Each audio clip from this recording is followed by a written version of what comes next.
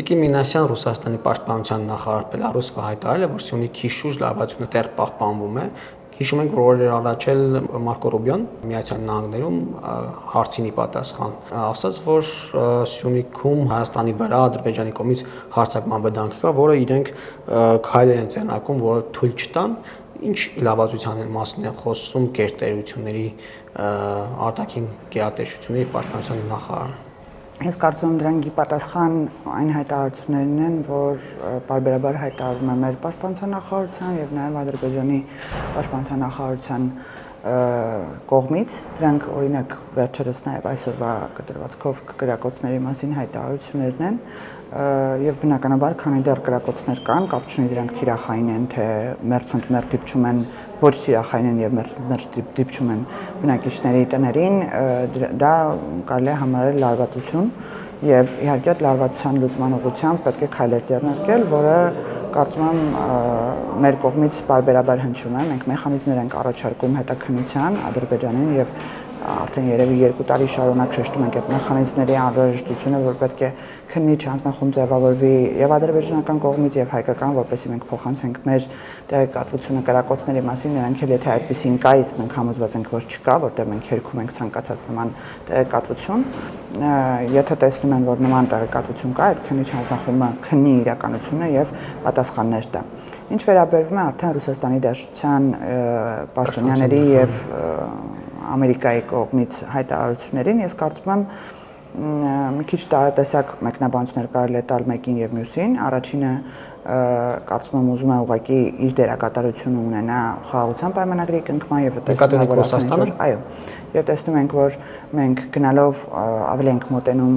այդ կետին, որ վերջնականապես խաղաղություն կարող ենք հաստատել, մենք պրոակտիվ շեշտում ենք, որ պատրաստ ենք ստորագրել պայմանագիրը եւ քննարկում ենք արդեն տեղն ու ժամը, եւ Ռուսաստանի Դաշնությունը չի ուզում անմասն մնալ այս գործընթացից, այդ պատճառով շեշտում է, որ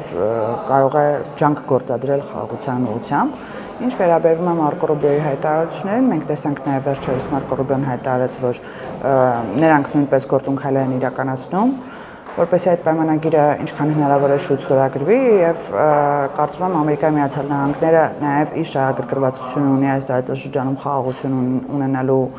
մեջ, դա այդ շահագրգռվածությունը կարող է լինել ինչպես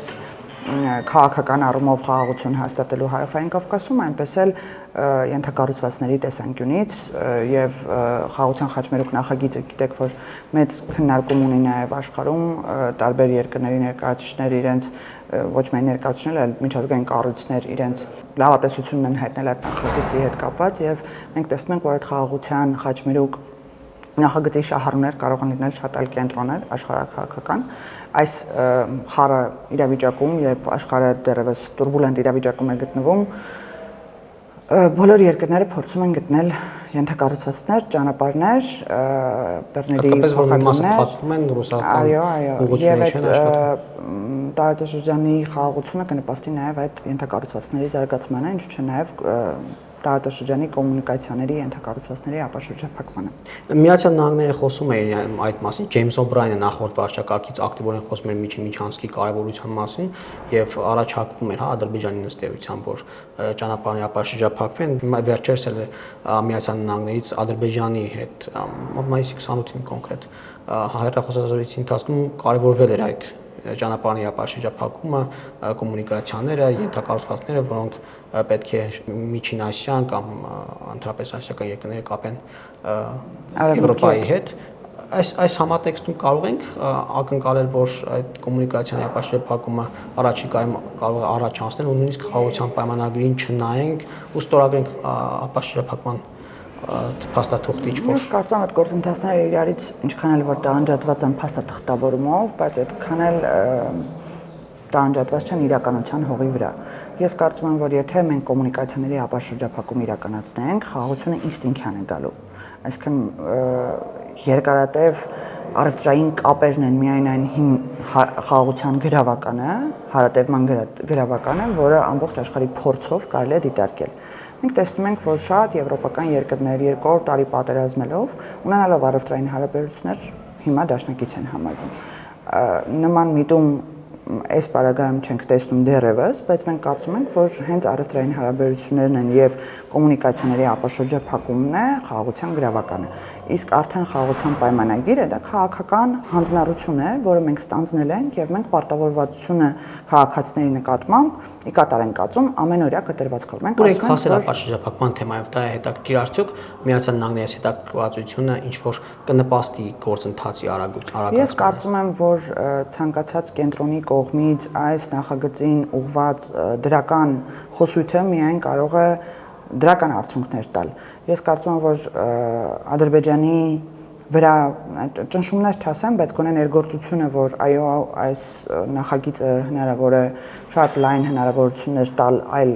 ոչ միայն Հայաստանի Հանրապետությանը եւ Ադրբեջանին եւ նաեւ Հարավային Կովկասի պետություններին, նաեւ շատ մեծ հնարավորություններ է բացում արևմտյան երկրների եւ արևելյան երկրների միջեւ, ինչ չէ հյուսիսից հարավ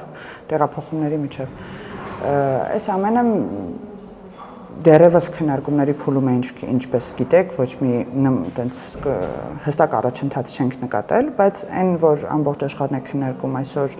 այս նախագծի եւ ընդհանրապես կոմունիկացիաների ապաշրջափակման հարցը Հարավային Կովկասում միայն դրական ուղղության վրա է դնում այս նախագիծը։ Միացյալ Նահանգները հետաքրքրված է այս տարածաշրջանով հասկացել է, ինչ կողմնորոշվել է վերջապես, ինչ է ցանկանում, ինչքանով է ներգրաված լինելու, թե արտապատվիրակելու այլ երկրի արտապատվիրակելու մասին չենք կարող նման ձևակերպում տալ, բայց կարծում եմ, որ նրանք նույնպես վարում են բալանսավորման քաղաքականություն եւ Ադրբեջանի եւ Հայաստանի Հանրապետության հետ, եթե խոսքը Հայաստան-Ադրբեջան հարաբերությունների մասին է, բայց Միացյալ Նահանգների պարագայում, ինչպես տեսնում ենք, նրանց արժեքավոր հողի վրա ոչ միայն քաղաքական դիվիդենդ է անհրաժեշտ տալ, նաև արժեքավոր տնտեսական ինչ-որ դիվիդենդ եւ այս նախագծը տալիս է այդ դիվիդենդները, ես կարծում եմ, որ հնարավոր կլինի Միացյալ Նահանգների հետ աշխատել, որպեսզի բոլոր կողմերը շահ ունենան այս տեսանկյունից։ Այսինքն մենք կարող ենք ակնկալել, որ Միացյալ Նահանգները կարող է, եթե ոչ ճնշել Ադրբեջանին, ապա խրախուսել, ասել, որ տես եթե արդեն խրախուսում են, այս խոսույթը արդեն խրախուսական խոսույթ է եւ բազմիցս են շեշտել, ես գիտեմ, որ հենց նախագահ Թրամփի առաջին պաշտոնավարման օրվանից մենք բազմիցս լսել ենք Միացյալ Նահանգների կողմից խաղաղությանը միտված հանրային կոմունիկացիա տեղեկատվություն եւ այդ որևիցե կողմ չբռնելու պարտավորվածությունից։ Եվ վերջում Տիկին Մինասյան, Ռուսաստանը ինչպես կարող է ազդել այս գործընթացների վրա, որովհետեւ գիտենք, որ ինքը ուզում է ներկայություն ունենալ այստեղ, կոնե վերահսկողություն, ինչ որ կերպ ներկա լինել այդ միջին միջանցքի վրա, կլինի Սյունիքում, կլինի ցանկացած այդ ճանապարհների վրա, ինչպեսին կարող է լինել նրանց ազդեցությունը։ Լավ կլինի Ռուսաստանի Դաշնությունը նախ փորձի իր պարտավորվածությունը եւ Հայաստանի տարածքային ամբողջականությունը ճանաչի այնպես, որ մենք նորից վերադառնանք այն դաշնակցային հարաբերություններին, որ ունեցել ենք, հիշի այն վերջին 3 տարիների իրողությունները հստակ ժամանակագրությամբ ոչ թե ընտրովի մոտենա տարբեր փաստերին եւ դրանից հետո Ռուսաստանի Դաշնության միակ շահը կարող է լինել այն, որ այո, մեր տարածքով ինքնիշխանության եւ իրավազորության ներքո գոյություն ունեցող ճանապարհներով կարող են նաեւ ռուսական բեռներ տեղափոխվել։ Հիմա այս Սյունիքի լավացության մասին հիշատակումը կապ ունի այդ ճանապարհների միջանցքի հետ։ Ավելի շատ ես կարծում եմ դերակատարումը եւ ազդեցությունը շեշտելու մասին հայտարարություններ դա։ Այսինքն ես մասնավոր ցանկություն, որ խաղաղության process-ում պետք է մասնակցություն ունենա Ռուսաստանի Դաշնությունը ըստ իրենց։ Բայց մենք գիտենք, որ մեր երկկողմ հարաբերությունները եւ երկկողմ շփումները տվել են արդյունքներ այս ընթացքում եւ այն դերակատարները, որոնք իրենց շահն են հետապնդելու այդ երկկողմ հարաբերությունների կարգավորման մեջ, մենք կարծում ենք, որ նպաստավոր պայմաններ չեն ստեղծի խաղաղության պայմանագրի համար։ Որովհետև Տիկին Մինասյան Լավրովը այստեղ էր եւ Լավրովի վերադարձից հետո եղավ այս հայտարարությունը, չնայած կրակոցները կարելի ասել 2-3 շաբաթ մի ամիս առաջվանից կային, ինչու է հենց հիմա հայտարարում Բելարուսը այդ մասում ու ոչ թե արտաքին նախագերատեսչության ղեկավարների կամ այդ մակարդակով արվում այդ հիշեցումը խաղաղության պայմանագրի կոնտեքստում եթե լինի, այլ հենց ռազմական, հա, պաշտպանության նախարարի շուրթերով է։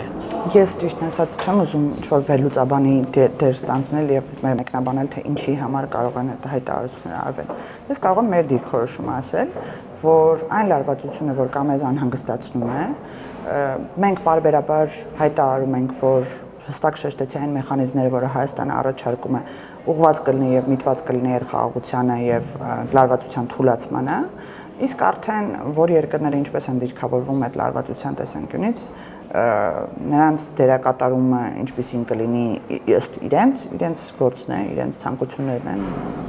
մենք մեր ցանկությունները եւ մեր նպատակակետը հստակ շեշտում ենք։ Շնորհակալ եմ Տիկին Մինասյան։ Նմանապես։ Չմոռանաք հավանել տեսանյութը եւ բաժանորդագրվել Civic AM-ի YouTube-յան էջին։